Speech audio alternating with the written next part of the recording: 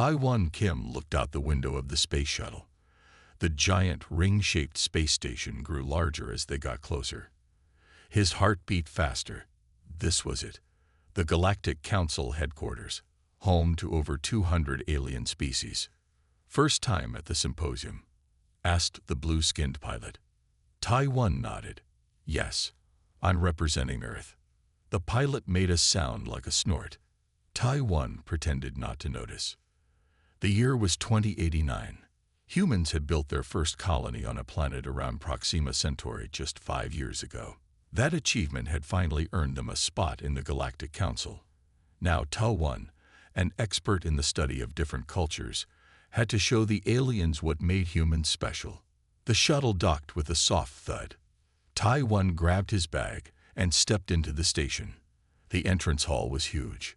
Creatures of all shapes moved around. Some had 6 legs, others floated in the air. One group looked like walking trees. Taiwan felt very small.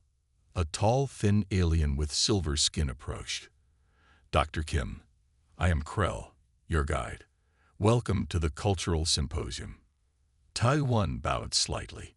"Thank you. I'm excited to be here." Krell led him through crowded halls. Aliens turned to stare at Taiwan. Some pointed. Others whispered.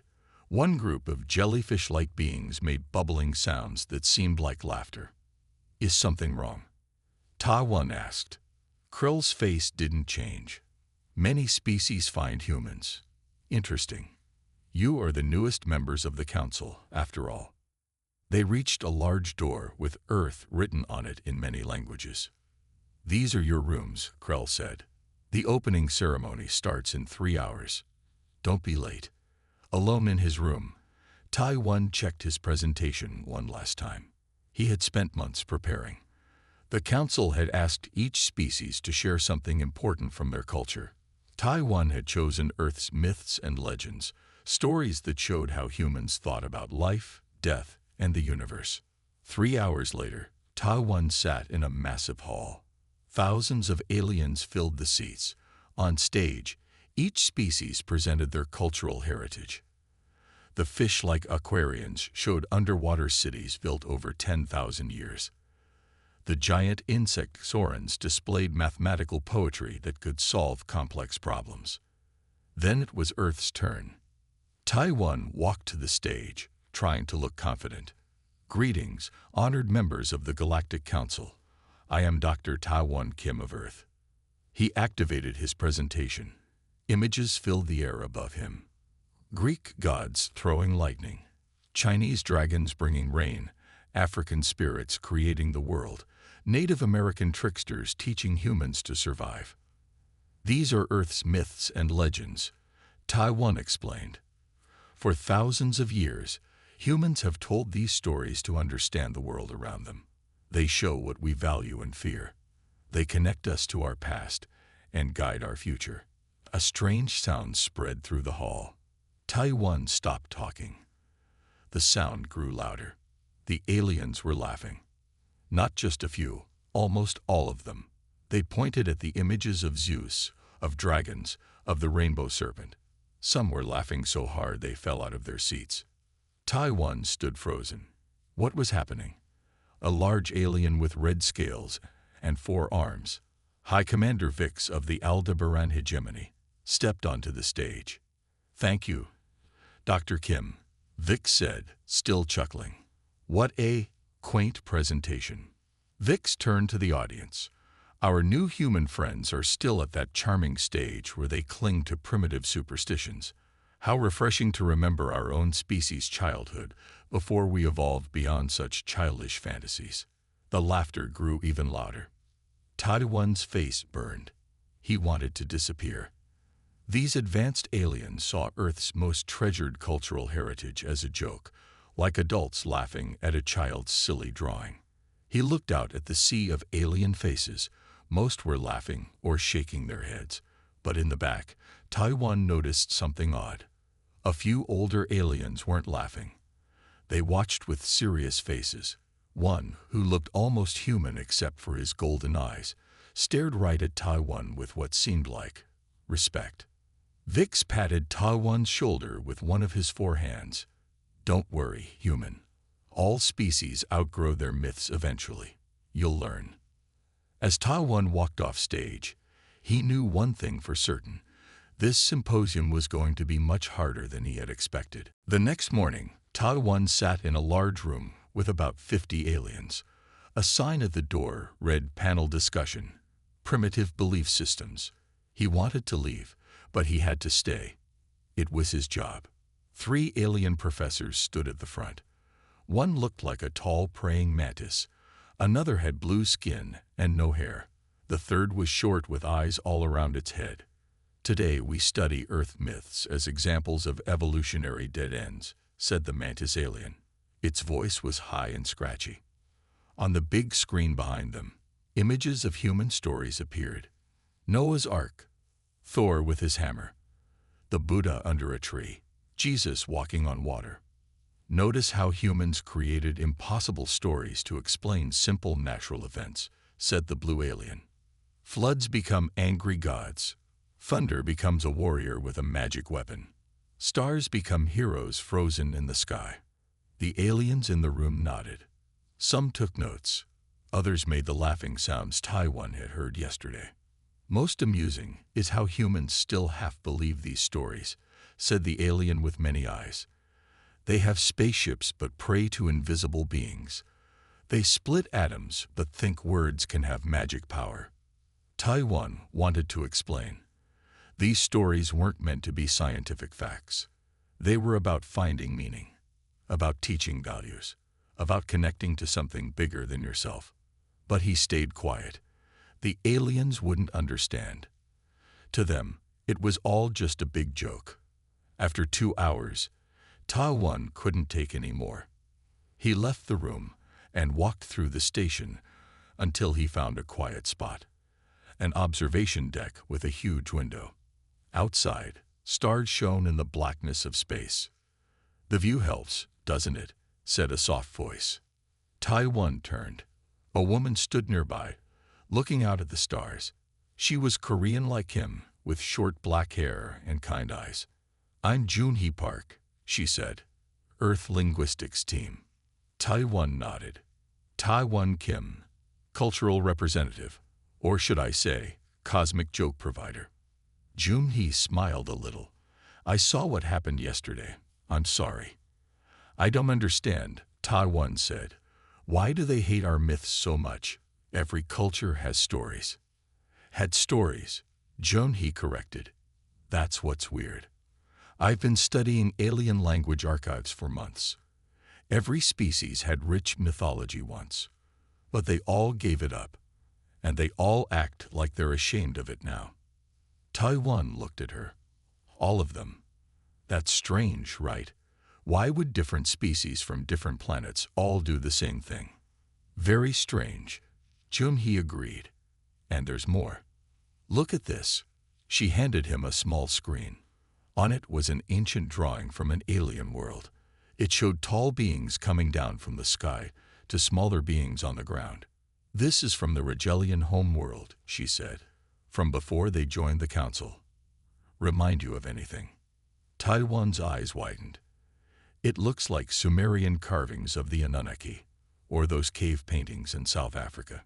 Exactly.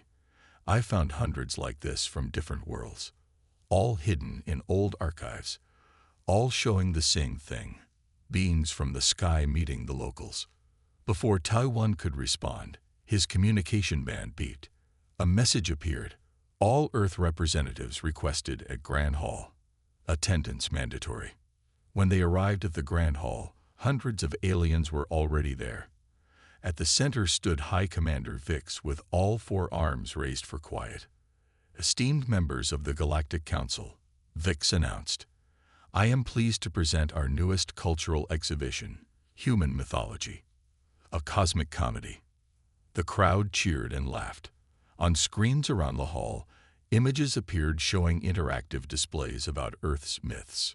Visit our exhibition and experience the charming naivety of human beliefs. Vix continued. Feel what it's like to throw Zeus's lightning bolts. Ride with Valkyries to Valhalla.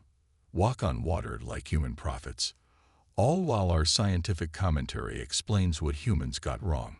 Aliens clapped and made various sounds of approval. Many immediately began making plans to visit the exhibition. Taiwan felt sick. Earth's sacred stories had become an alien amusement park. "This isn't right," he whispered. Junhee touched his arm. "No, it's not. And I don't think it's just about laughing at humans. There's something else going on. Something they don't want us to see."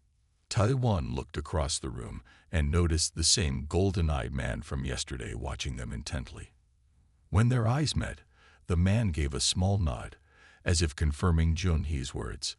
"I think you're right," Taiwan said, "and I'm going to find out what it is." The next morning, Taiwan went to the station's library. It was huge, bigger than any library on Earth. Thousands of data terminals filled the room. Each one could access the collected knowledge of the Galactic Council. "Can I help you find something?" asked the small robot. "I want to learn about the history of other species," Taiwan said, "especially their early cultures, before they joined the Council." The robot's lights blinked. "That information is available, but rarely requested. Please follow me." Taiwan spent hours reading. He found something strange. Every species in the Council once had rich myths and legends. They all had stories about how the world began. They all had tales of heroes and monsters. They all had beliefs about life after death. But in every case, these stories stopped being important around the same time, when they first met other aliens. "It's like joining the Council means giving up your myths," Taiwan said to himself. He checked the timing more carefully. For most species, myths disappeared from their records very quickly after first contact, often within just 10 years. That's not natural, Taiwan thought. Cultural change usually takes generations. This is too fast. A message from Junhee appeared on his screen. "The Human Mythology Exhibition is open. We should see it." Taiwan didn't want to go, but maybe he could learn something. The exhibition was in a large hall. Hundreds of aliens moved between displays. Each display showed a different human myth. Aliens could put on special helmets to experience these stories. Taiwan watched as a group of tall, thin aliens put on helmets at the Greek mythology display. They laughed and waved their arms, pretending to throw lightning like Zeus or fight monsters like Hercules. Nearby, another group experienced the story of Noah's Ark. A sign next to them read, "Note how humans invented a global flood rather than understanding natural climate cycles." It was painful to watch. These were stories that had shaped human thinking for thousands of years. Stories that still gave people comfort and meaning. And they were being treated like children's games. "Look at this," Junhee said, pointing to a display about creation myths. "They're comparing human stories about the beginning of the world to those of other species. But they only show the differences, not the similarities." Taiwan looked closer. She was right. The display showed how each species had different ideas about creation. But it didn't mention that many of these stories shared common themes, like the world being created from darkness or chaos, or life coming from water. "They're hiding the patterns," Taiwan said. As they moved through the exhibition, Taiwan noticed something else. Most aliens seemed to enjoy the displays, laughing and pointing. But some of the older aliens had different reactions. They looked uncomfortable. Some seemed sad. Others looked almost guilty.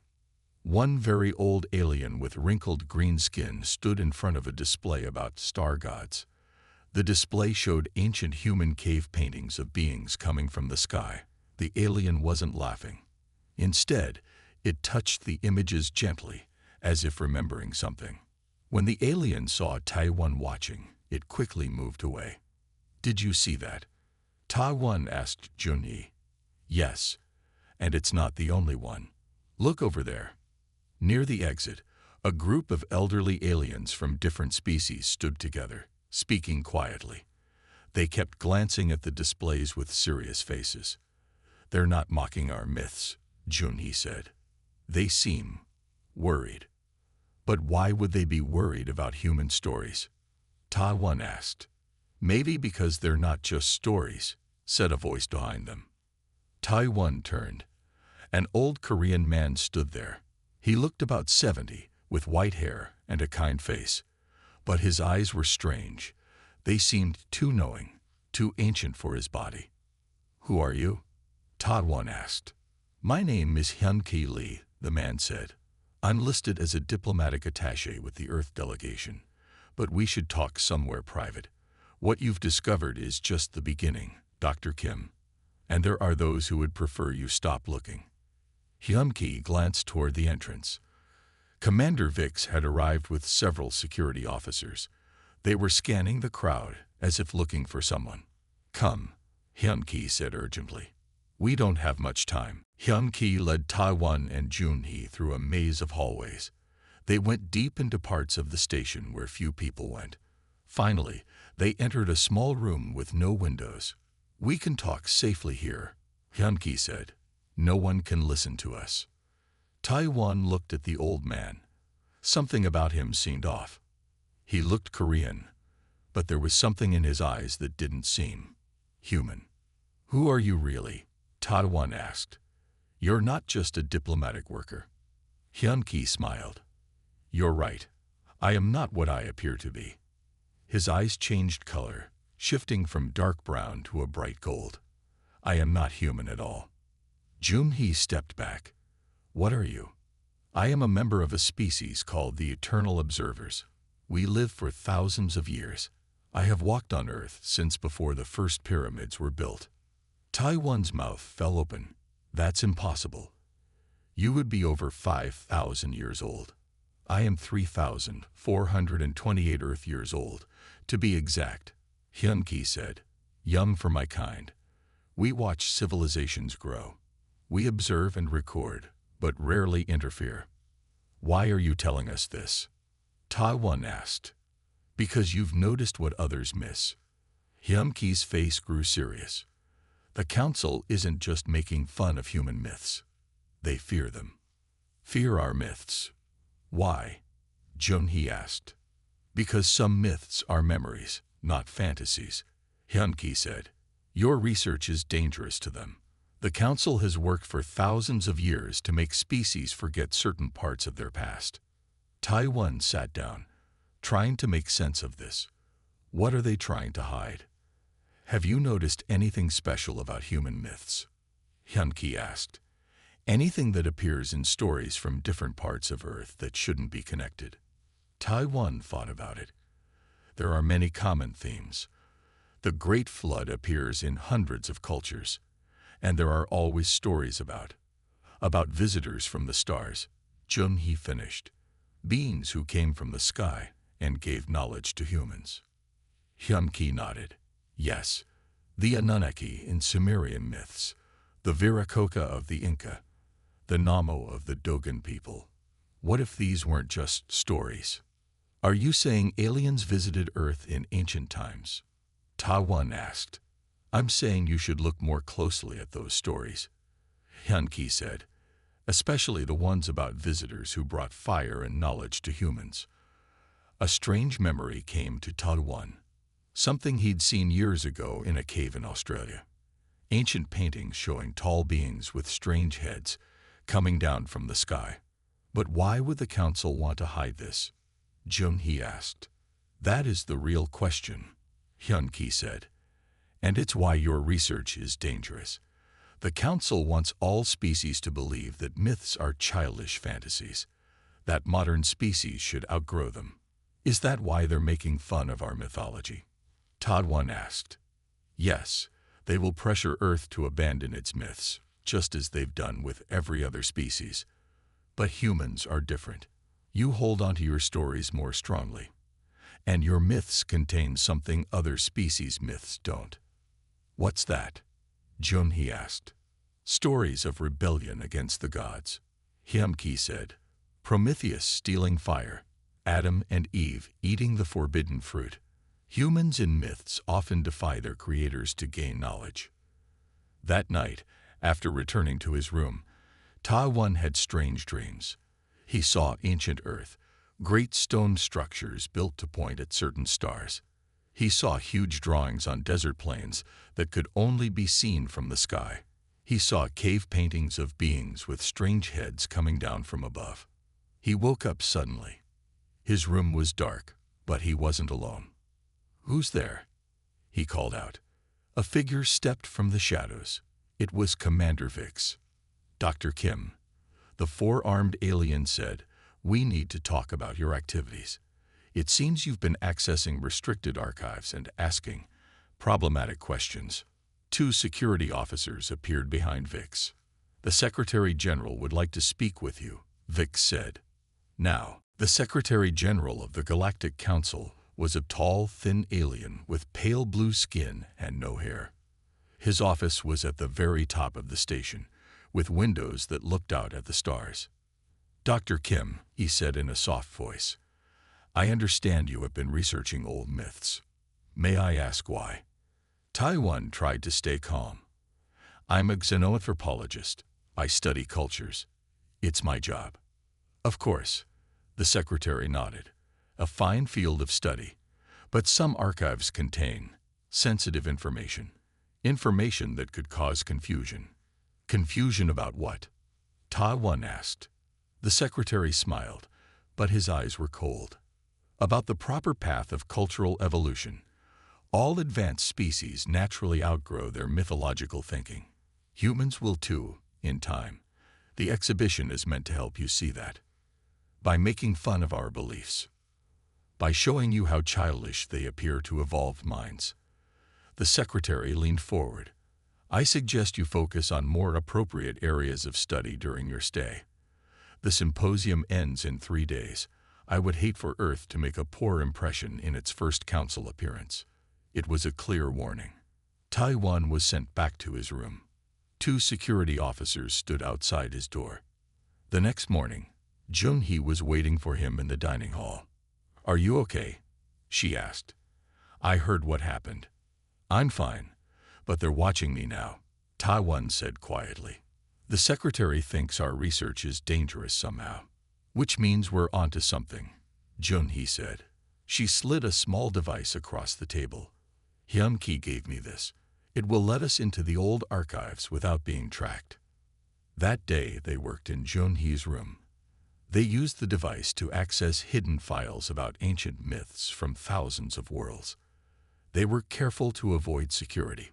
A pattern emerged. Almost every species in the galaxy had stories about godlike beings who came from the stars, taught the local people how to farm, build, and write. Sometimes had children with the locals, left but promised to return someday. "The similarities are too exact," Taiwan said. "These can't be made-up stories. Something really happened on all these worlds." "But what?" Junhee asked. "And why is the council hiding it?" Outside, the human mythology exhibition grew more popular each day. Some younger humans even started to join in the mockery, trying to fit in with the aliens. "Earth's myths are so primitive." Taiwan overheard one human diplomat tell a group of aliens, "I'm embarrassed we still teach them to our children." That night, Taiwan attended a formal dinner with other delegates. He was seated next to an elderly alien from Rigel. The Rigelian had wrinkled green skin and 3 eyes. After several drinks, the Rigelian leaned close to Taiwan. "You humans," he whispered, "still have all your old stories. Hold on to them." "Why?" Taiwan asked quietly. The Rigelian looked around to make sure no one was listening. "We had them too, you know. The bright ones. Before the council made us forget." "The bright ones? Who were they?" But before the Rigelian could answer, 2 younger Rigelians rushed over. "Ambassador, you're not feeling well," one said loudly. "Let us help you to your room." They quickly led the old alien away. One looked back at Taiwan with a warning glare. Later, Taiwan met with Junhee and Hyun-Ki in a quiet corner of the garden level. The Rigelian mentioned bright ones. Taiwan told them. He said they had them too, before the council made them forget. Hyun-Ki's golden eyes widened. The bright ones. An old name. Very old. For what? Junhee asked. For those who came before, those who seeded the stars with life. Hyum-ki looked troubled. If the Regelian used that name, he remembers more than he should. He may be in danger now. This is bigger than just hiding some old stories, isn't it? Ta-Won asked. Hyum-ki nodded slowly. Much bigger. And now, I must show you something that few beings in this galaxy have ever seen. He handed Ta-Won a small key card. Tomorrow, use this to enter Archive Level 12, Section X. It's not on any station map. Go early when most are still sleeping. What will I find there? Ta-Won asked. The truth, Hyum-ki said, or at least parts of it that weren't destroyed. But be careful. If they catch you there, even I cannot protect you. Early the next morning, Ta-Won slipped out of his room. The station was quiet. Most aliens were still sleeping. He followed Hyum-ki's directions, going down rarely used hallways and service corridors. At last he found it. A plain door marked only with the symbols 12X in small letters. No sign said, keep out or restrict. It was hidden by being ordinary, easy to miss. Ta-Won slid Hyum-ki's keycard into the slot. The door opened with a soft hiss. Inside was darkness. As he stepped in, lights came on automatically. Ta-Won gasped. The room was huge, much bigger than it looked from outside. Row after row of tall shelves stretched into the distance. They held ancient-looking books, scrolls, tablets, and strange crystal devices. This can't be on any map, Ta-Won thought. It's too big to fit where we are. A soft humming sound filled the air. At the center of the room stood a round table with a glowing blue light. Ta-Won approached it. The light seemed to notice him. It brightened and shaped itself into a small figure, a hologram of a being unlike any alien Ta-Won had seen before. It was tall and slender with 4 arms like Commander Vic's, but had a head shaped like a star with eyes at each point. Welcome, Seeker, the hologram said in a voice that seemed to come from everywhere. How may the archive assist you? Ta-Won hesitated, then asked, what is this place? This is Archive 12X, repository of pre-council historical records, the hologram replied. These records are maintained for historical completeness, but are not considered relevant to modern council species. Who created this archive? The archive was established by the first council 37,000 local years ago to preserve knowledge of the precursors. Ta-Won's heart beat faster. Who were the precursors? The hologram waved its 4 arms, and the blue light expanded. Suddenly, Ta-Won was surrounded by stars, a map of the galaxy. Thousands of small lights glowed on different stars. The precursors were the first civilization. The hologram explained. They arose in this galaxy 500 million years ago. They were the first to achieve interstellar travel, the first to master energy and matter, the first to understand the deep laws of creation. The star map zoomed in to show a planet circling a yellow star. Tall beings moved across its surface, building vast cities. The precursors found the galaxy empty of intelligent life. The hologram continued, so they decided to create it. The map showed ships leaving the precursor world, traveling to thousands of stars. They seeded young planets with life, the hologram said. They designed this life to evolve towards intelligence, and periodically, they returned to guide this evolution. The image changed to show precursor ships landing on primitive worlds. Tall, glowing beings stepped out to meet simple creatures that looked up at them in wonder. These visits were recorded in the collective memory of each species, the hologram said. What you call myths about gods or visitors from the sky. Ta-Won stared in amazement. So all our myths about sky gods are based on actual contact with precursor guidance teams, the hologram finished. Yes. But why does the council hide this? Why make us forget? The hologram's light dimmed slightly. The precursors left behind technologies and knowledge. Some council founders believed this knowledge was dangerous, that younger species would destroy themselves if they found it.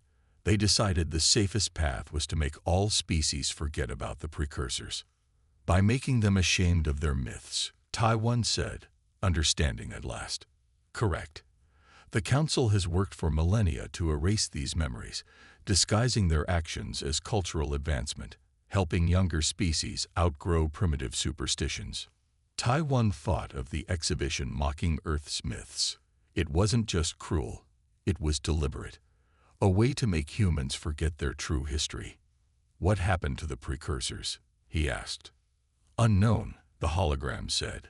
They vanished approximately 50,000 years ago. Some records suggest they transcended physical form. Others indicate they left this galaxy. Some suggest they still exist, watching and waiting. A sudden noise behind him made Taiwan turn. Two figures stood in the doorway, Junhee and Hyunki. I see you found it, Hyunki said, his golden eyes reflecting the blue light. You knew all this? Taiwan asked. I suspected, Hyunki said. My people keep some memories the Council would prefer we forget. But I needed proof. Now we have it. What do we do with this knowledge? Taiwan asked. That, said Hyunki, is where Earth's myths differ from all others.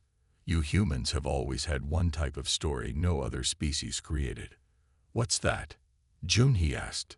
Stories of mortals who stole fire from the gods, Hyunki said with a small smile. Stories of those who shared forbidden knowledge with everyone. We need to tell everyone, Taiwan said as they left the secret archive. The whole galaxy should know the truth. It's not that simple, Hyunki warned. The Council has hidden this truth for thousands of years. They won't let it come out easily.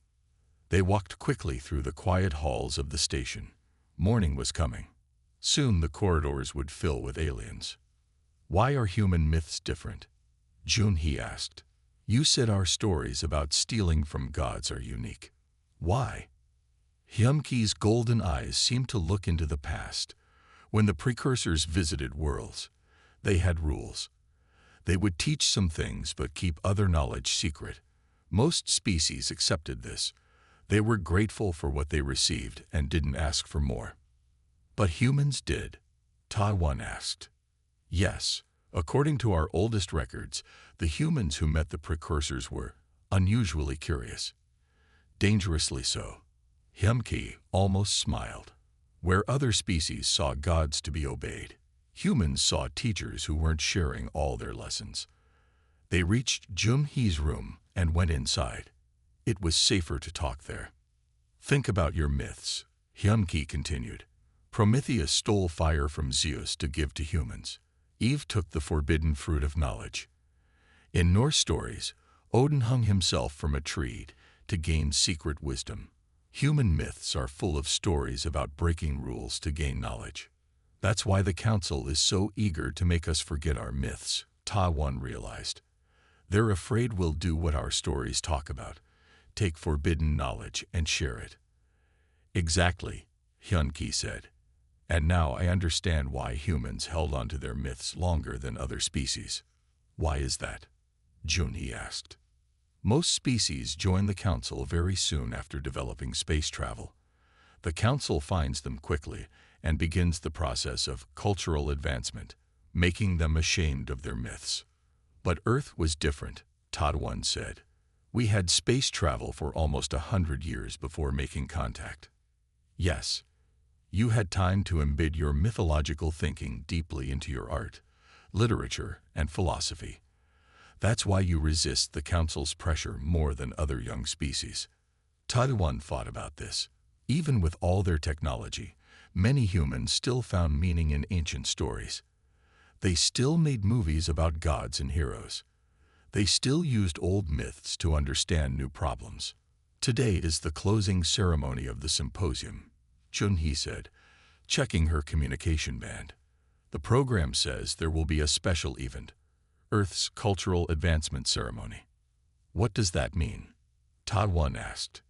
It means, Hyunki said gravely, that they expect Earth's representatives to publicly reject your mythological traditions, to show that humans are evolving beyond primitive superstitions. It's what every species does to be fully accepted into the council. That's why they made the exhibition, Ta-1 said angrily. To pressure us into being ashamed of our own stories. Yes, and many of your people are already falling in line. I've heard human diplomats apologizing for Earth's embarrassing myths. They sat in silence for a moment. The station was waking up. Outside, they could hear aliens moving through the corridors. I won't do it, Ta-1 said finally. I won't reject our myths. Not now that I know the truth. If you refuse, Earth's position in the council could be damaged, Hyun-Ki warned. Your people might lose important technology and trade deals. I don't care. Some things are more important. Jun-Hee touched his arm. I have an idea. What if instead of refusing, we show everyone the truth? We can use the ceremony to reveal what we've learned. The council controls all communication systems, Hyun-Ki said. They would cut you off before you could explain. Jun-Hee smiled. I'm a linguist, remember. I've been working with the station's systems for weeks. I think I can override their controls, just for a few minutes. It would be dangerous, Hyun-Ki said. The council has ways of punishing those who challenge them. Ta-1 stood up straight. In our myths, the heroes always face danger to bring truth to their people. Maybe it's time for humans to live up to our stories. For the first time, Hyun-Ki's ancient face showed real respect. Perhaps that's why the precursors were so interested in humans. You never just accept what you're given. The grand hall was packed. Thousands of aliens from hundreds of worlds sat in rows that rose high above the central stage. Lights shone down on a large circle where High Commander Vic stood with the Secretary General. Ta-1 waited nervously backstage. All human representatives were there, dressed in formal clothes. Many looked proud and excited. They didn't know what the ceremony really meant. Today is a great day for Earth, said the human ambassador, a tall woman named Jisoo. The council is honoring us with this special ceremony. Ta-1 tried one last time. Madam Ambassador, please listen. This ceremony isn't what you think. They want us to reject our own cultural heritage. Jisoo frowned. Dr. Kim, your behavior has been noticed by the council. If you can't represent Earth properly, perhaps you should leave. Before Ta-1 could answer, music began to play. The ceremony was starting. On stage, the Secretary General raised his hands for quiet. Esteemed members of the Galactic Council, he said, his voice carried to every corner of the hall. Today we celebrate a special moment. Our newest members, the humans of Earth, will take an important step forward in their cultural evolution. The crowd applauded. The Secretary continued. All advanced species must eventually set aside the comfortable fantasies of their youth. Today, Earth will symbolically release its mythological traditions, showing its readiness to join modern galactic society. A large clear container was brought onto the stage. Inside it, glowing lights swirled in many colors. These energy patterns represent Earth's myths and legends, the Secretary explained. In this ceremony, Earth's representatives will release them, showing they have moved beyond primitive beliefs to embrace scientific understanding. Ambassador Jisoo and the other human diplomats walked onto the stage, smiling and waving. They lined up behind the container. This was the moment. Ta-1 looked at Jun-Hee, who nodded. She held up a small device. Ready, she whispered.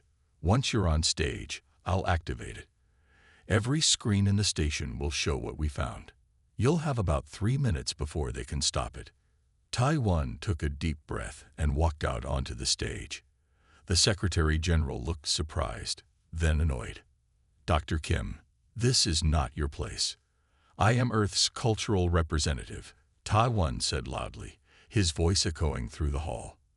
And I have something important to say before this ceremony. He stepped to the center of the stage. All eyes were on him. First, I want to thank the Council for hosting the exhibition of human mythology. It has been educational. The Secretary General relaxed slightly, thinking Ta-1 was cooperating.